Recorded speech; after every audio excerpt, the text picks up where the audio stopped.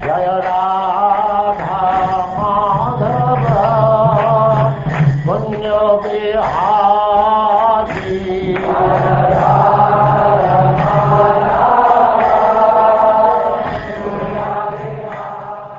And now chapter 64, the deliverance of King Nrga.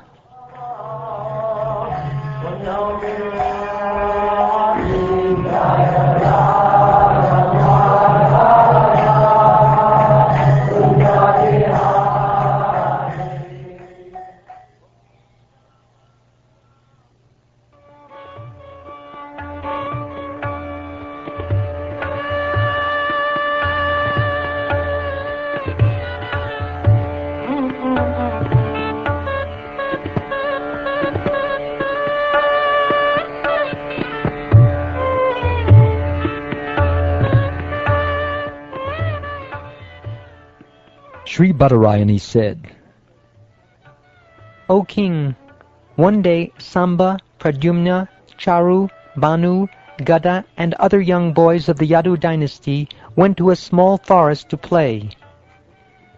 After playing for a long time, they became thirsty. As they searched for water, they looked inside a dry well and saw a peculiar creature. The boys were astonished to behold this creature, a lizard who looked like a hill.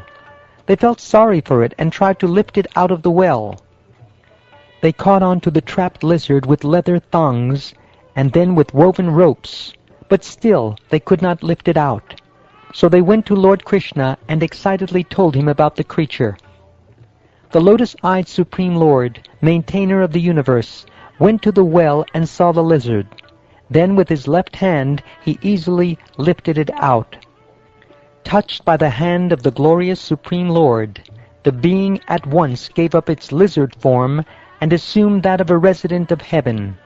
His complexion was beautifully colored like molten gold, and he was adorned with wonderful ornaments, clothes, and garlands.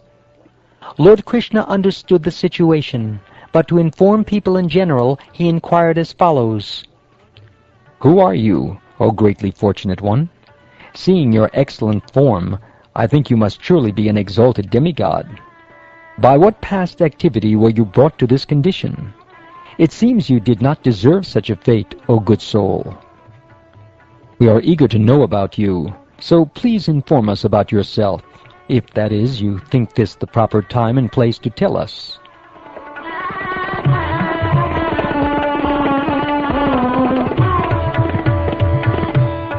Thus questioned by Krishna, whose forms are unlimited, the king, his helmet as dazzling as the sun, bowed down to Lord Madhava and replied as follows.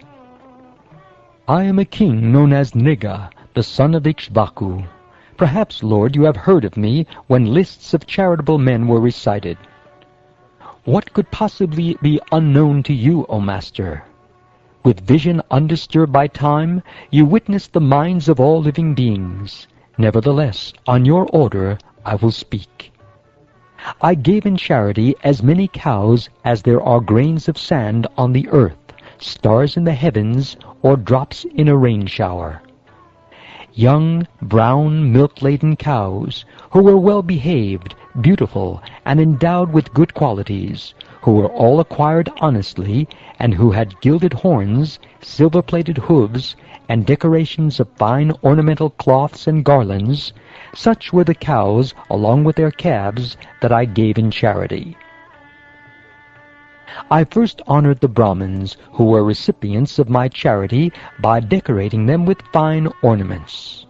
Those most exalted Brahmins, whose families were in need, were young and possessed of excellent character and qualities. They were dedicated to truth, famous for their austerity, vastly learned in the Vedic scriptures, and saintly in their behavior.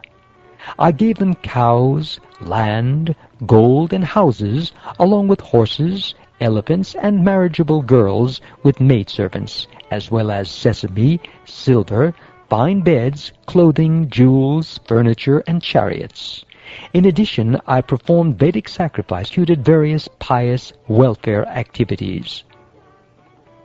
Well, once a cow belonging to a certain first-class Brahmin wandered away and entered my herd. Unaware of this, I gave that cow in charity to a different Brahmin. When the cow's first owner saw her being led away, he said, "She is mine." The second Brahmin, who had accepted her as a gift, replied, "No, she is mine. Nrga gave her to me." As the two Brahmins argued, each trying to fulfill his own purpose, they came to me. One of them said, "You gave me this cow." And the other said, "But you stole her from me." Hearing this, I was bewildered.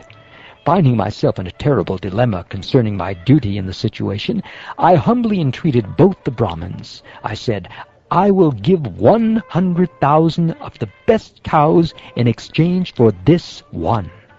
Please give her back to me. Your good selves should be merciful to me, your servant. I did not know what I was doing. Please save me from this difficult situation, or I'll surely fall into a filthy hell." Well, the present owner of the cow said, "I don't want anything in exchange for this cow, O king," and he went away. The other Brahmin declared, "I don't want even 10,000 more cows than you are offering," and he too went away. O Lord of Lords, O Master of the universe, the agents of Yamaraj, taking advantage of the opportunity thus created, later carried me to his abode. There Yamaraj himself questioned me.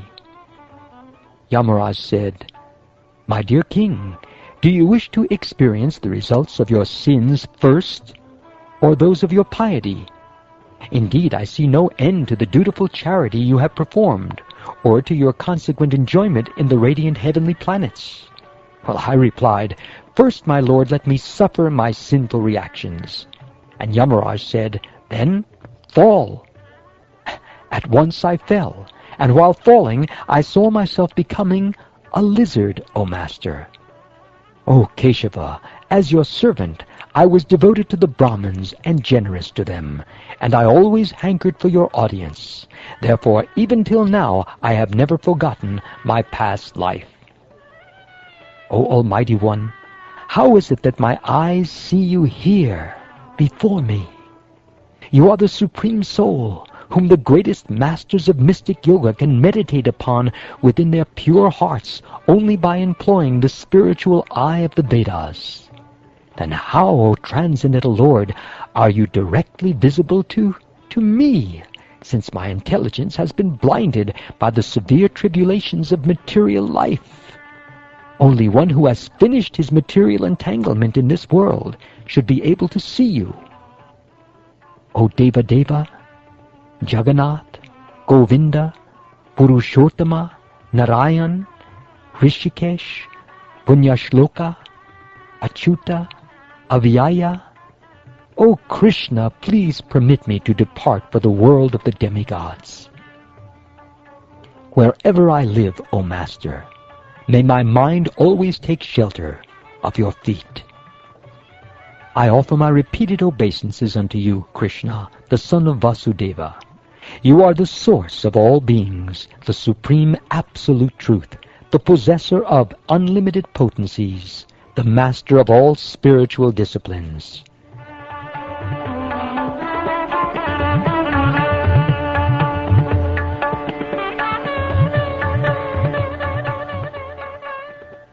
Having spoken thus, Maharaj Nrga circumambulated Lord Krishna and touched his crown to the Lord's feet. Granted permission to depart, King Nrga then boarded a wonderful celestial airplane as all the people present looked on. The Supreme Personality of Godhead, Lord Krishna, the son of Devaki, who is especially devoted to the Brahmins and who embodies the essence of religion, then spoke to his personal associates and thus instructed the royal class in general. Lord Krishna said, "How indigestible is the property of a Brahmin, even when enjoyed just slightly and by one more potent than fire.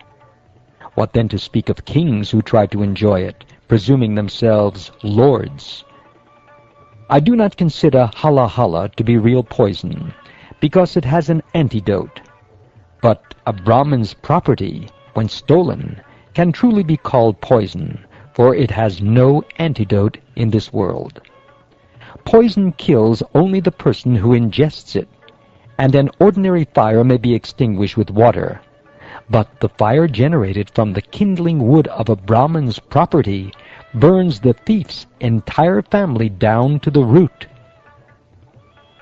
If a person enjoys a Brahman's property without receiving due permission, that property destroys 3 generations of his family.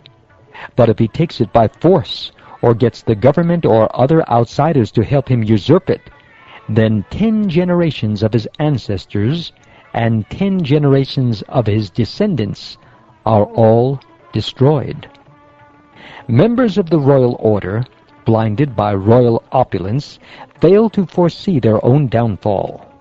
Childishly hankering to enjoy a Brahman's property, they are actually hankering to go to hell. For as many years as there are particles of dust touched by the tears of generous Brahmins who have dependent families and whose property is stolen, uncontrolled kings who usurp a Brahmin's property are cooked, along with their royal families, in the hell known as Kumbhipaka. Whether it be his own gift or someone else's, a person who steals a Brahmin's property will take birth as a worm in feces for 60,000 years. I do not desire Brahmin's wealth. Those who lust after it become short-lived and are defeated. They lose their kingdoms and become snakes who trouble others. My dear followers, never treat a learned Brahmin harshly, even if he has sinned. Even if he attacks you physically or repeatedly curses you, always continue to offer him obeisances. Just as I always bow down to Brahmins, so all of you should likewise bow down to them. I will punish anyone who acts otherwise. When a Brahmin's property is stolen, even unknowingly, it certainly causes the person who takes it to fall down, just as the Brahmin's cow did to Nrga.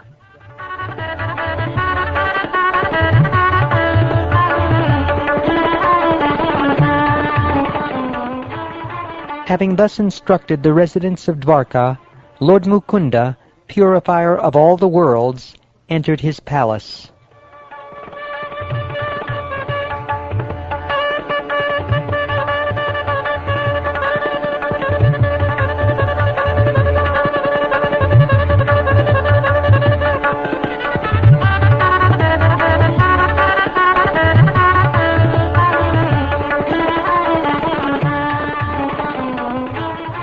Thus ends the 64th chapter of the 10th canto of the Srimad Bhagavatam, entitled The Deliverance of King Nrga.